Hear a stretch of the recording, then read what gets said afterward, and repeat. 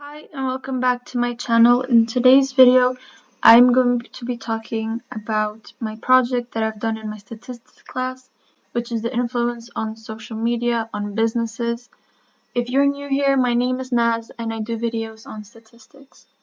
So this is our GitHub and this is our files. We have our CSV files, which includes our dataset. Then we have our codes that we have applied to our dataset, and then we have our README file. So first we're going to be looking at our dataset. Here in our dataset you can see that we have gender, we have age, we have questions. Our first question is if you own a business, then we have you ever ordered online? Do you think social media has influence on businesses? What is your business if you do have a business? And what is the main platform you use for your business? And if you go down here,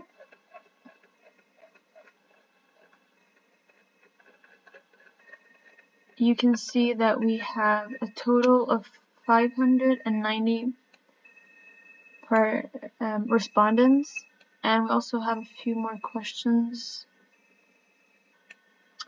We also have how beneficial is social media for your business. So here we have our README file that says what this project does and a background, the data sources, our results and the limitations, and then a conclusion. So this project analyzes the impact of social media on businesses. With the increasing prevalence of social media platforms, it is important to understand how they affect businesses and their operations. The project aims to identify the trends and patterns in the use of social media by businesses and their customers. So now we're going to be looking at our codes. Here we have the variables that we previously showed. We have gender, age in years. We have ownership of a business, ordering online, influence of social media, types of business, and the platform used, and the impact of social media. So the first code is just the data set we have imported from the drive. And then we have these 4 packages. The first one is import NumPy as NP. This imports the NumPy library and makes it accessible under the alias of NP. NumPy is a popular library for numerical computing in Python, providing tools for working with arrays, linear algebra, and more. And then we have import pandas as PD. Imports the pandas library and makes it accessible under the alias of PD. Pandas is a powerful library for data manipulation and analysis in Python, providing tools for working with data in various formats such as CSV, Excel, SQL, and even more. Then we have import matplotlib.byplot as PLT. This imports the byplot module from the matplotlib library and makes it accessible under the alias of PLT. Matplotlib is a popular library for data visualization in Python, and byplot is a sublibrary of Matplotlib that provides a convenient interface for creating plots and charts. Then we have import Seaborn as SNS. This imports the Seaborn library and makes it accessible under the alias of SNS. Seaborn is a library for data visualization in Python that provides high-level interface for creating visually appealing statistical graphics. It is built on top of Matplotlib and integrates as well as Panda data structures. Here we have another line of code. We've used the Panda package to import our CSV file, which contains our dataset. This other line of code is a method in the pandas that is used to display a summary of the data frame, objects, metadata, and structure. It includes the number of rows and columns, the column names, and also the memory usage, which is 36.9 kilobytes. Then we have this other line of code, which is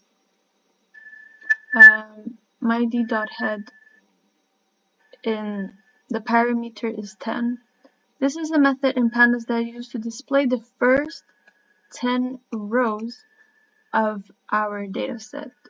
So here it starts from 0 and ends at 9, which gives us 10 datasets. Here we have our questions, and the first 10 data participants that have filled out the form, the first age is 22, and then we have 19, we even have 15, 16, we have the gender, which is female and male, and then we have if you own a business. So we have no, yes, no. If you don't own a business, then you don't answer if you have, like, what is your business. But if you do have a business, here you answer it. And here is the platform that they use for their business. So we have Instagram, and then we have how beneficial is social media for your business. So this person has set it's as a rating of 4. This person says it's a rating of 5, which means it's been very beneficial for their business. Then we have this line of code which finds the number of responses that we have in our dataset, which in other words mean how many people has filled out our form. Here is the output, which is the number of responses is 589 people. Here we have a crosstab table which says how beneficial is social media for your business, and it compares it to the age. So here is the ratings, which we have 1 to 5, and here we have the ages. As you can see, 6 people at the age of 15 has said that the rating is 5. That means it's been very beneficial for their business. But then we also have 5 people at the age of 24 said that social media wasn't beneficial for their business. Here we have a pivot table which compares do you own a business with their age and if they've ever ordered online. Here we have their age, and this is a bunch of numbers. Here we have a histogram that compares the gender and age. Here we have female and here we have male. As you can see, this is how many people have responded in that range of age. For example, you can see that many people have answered in the age, for example, 18. And in the male, it's around 20, which you can see that the age of the males are higher than the female. Here we have a pie chart that states the gender distribution and tells us how many males have answered the survey and how many females. As you can see, 52.3% is male and 47.7% is female. Here we have a box plot that compares the gender and the age. Here we have for female and here we have for male, and this is their age. If you read this plot box, you can see that this line defines the mean, or the median, sorry. And here it's the upper quartile and here's the lower quartile. And here, as you can see, it's a bit higher and here it's also a bit higher than the lower quartile for females. Here you can see we've imported matplotlib.byplot as PLT, and we've created a histogram, and this is the figure size, which here it's 10 inches by 5 inches. So here you can see that we have the number of people and the ages. As you can see here, 120 people between the ages of 18 and 20 have answered this survey, and here we have the ratings, which you can see people have thought that social media is beneficial for their business because we have a lot of response between 4 and the rating 5. Here we have MyD.describe. This is a method in Pandas that is used to generate a summary of the numerical columns in our data frame MyD. When you call for this code, it displays a statistical summary of the numerical columns in our data frame, including the count, mean, standard deviation, minimum, maximum, and also the percentiles. So this is the interquartile, and this is the upper quartile, and this is our median. And this is between the age and how beneficial social media was for your business. Here we have another histogram of the age, but here our figure size is smaller. It is 3 inches by 4 inches. And here also you can see that, once again, 18 to 20-year-olds have filled out this form more.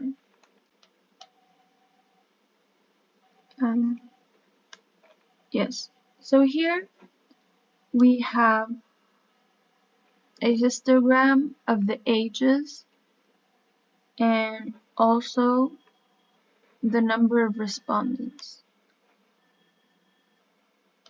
When we say bins in the histogram, it is the intervals or ranges into which the data are divided for the purpose of counting the number of observations that fall into each interval.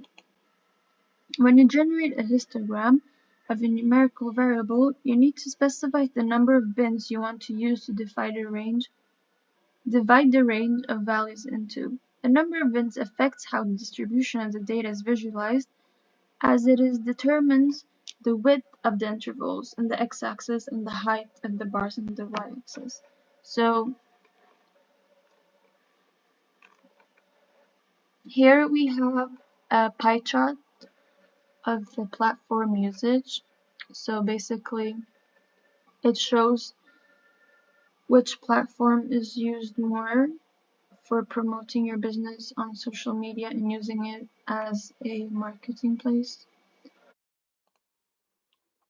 This is our first interesting information because you can see that the percentage of Instagram is way higher than the other platforms. This means that people mostly use Instagram for promoting their business on social media, and they use Instagram to run their business instead.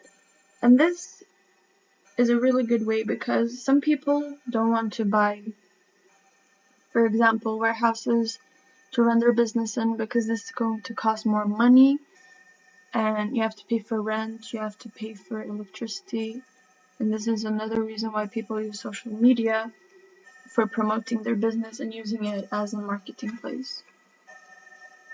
Next one, we have online ordering behavior. Here it talks about if you've ever ordered online, and it separates it into 2 categories, which is yes and no. And by the percentages, you can see that people has ordered online more than they haven't.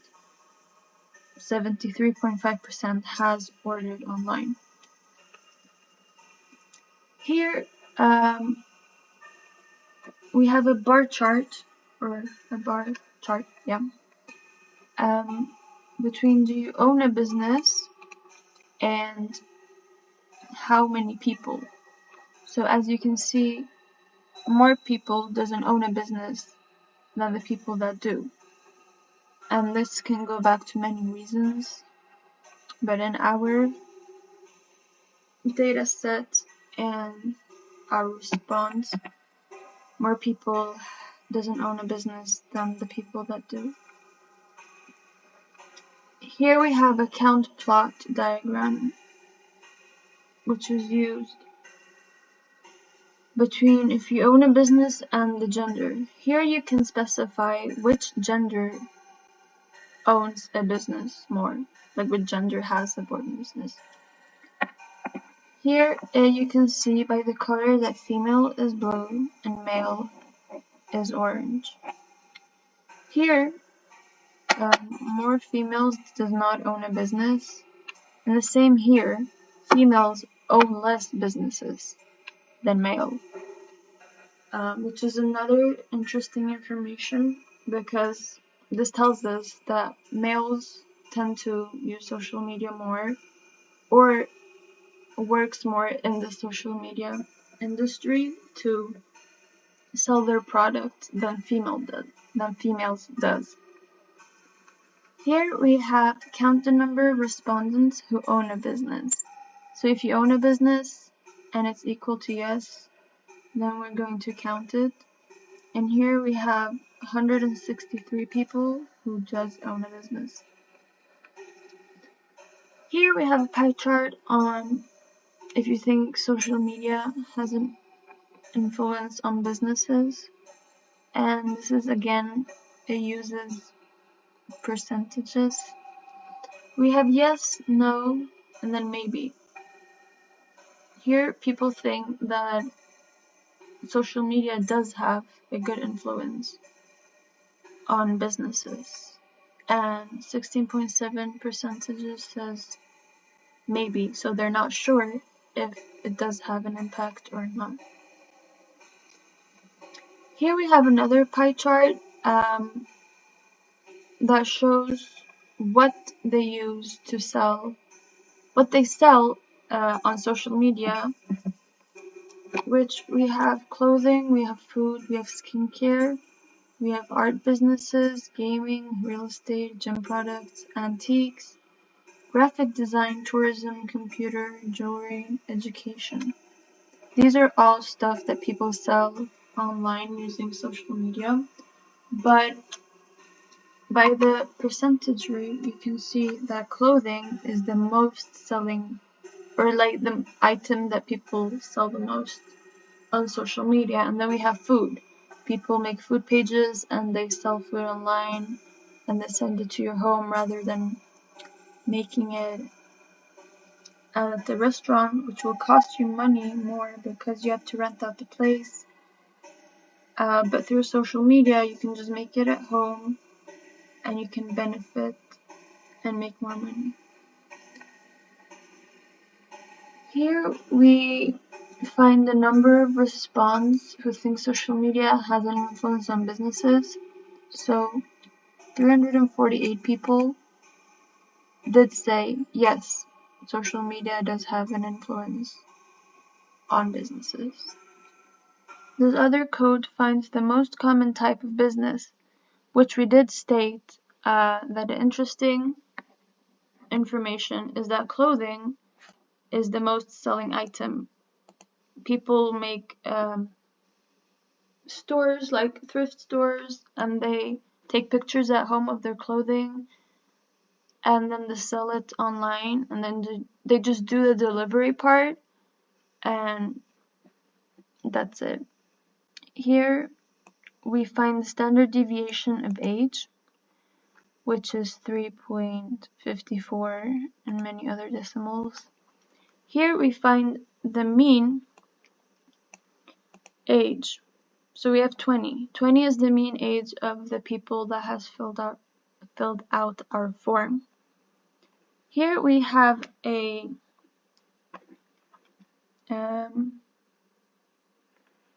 another plot, which is like a histogram, but this is a method in Seaborn that is used to generate a histogram and a density plot at the same time of the values in the age column and the data frame, which we have here, which is my D.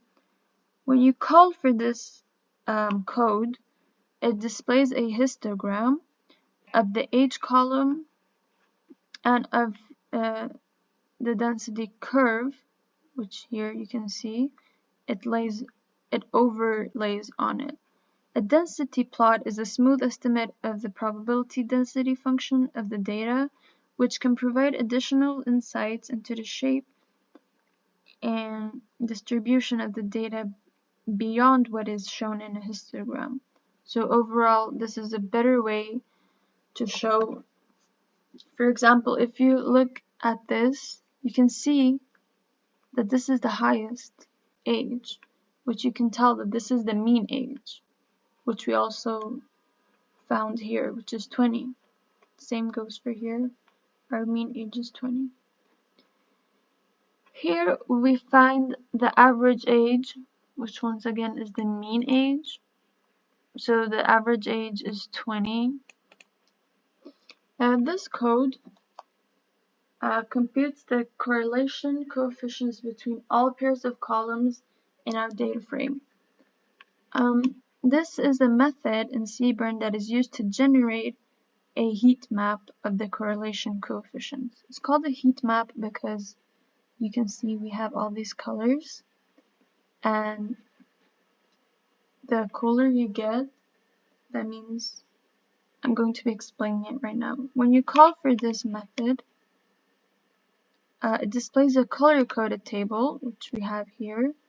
It shows the values of the correlation coefficients between each pair of columns in our data set, with a darker color indicating a stronger positive or negative correlation, and a lighter color indicating a weaker or no correlation. Here we calculated the average rating for how beneficial social media is for a business. As you saw before, our rating was between 1 and 5, and the average rating for how beneficial social media is for a business is 3.87. This is the end of our project. I hope you learned something about the influence of social media on businesses, and that it could be a really good way to use social media is to sell your items and do business through there. I hope this video is beneficial, and please make sure to like, subscribe, and share my videos. Have a great rest of your day. Thank you.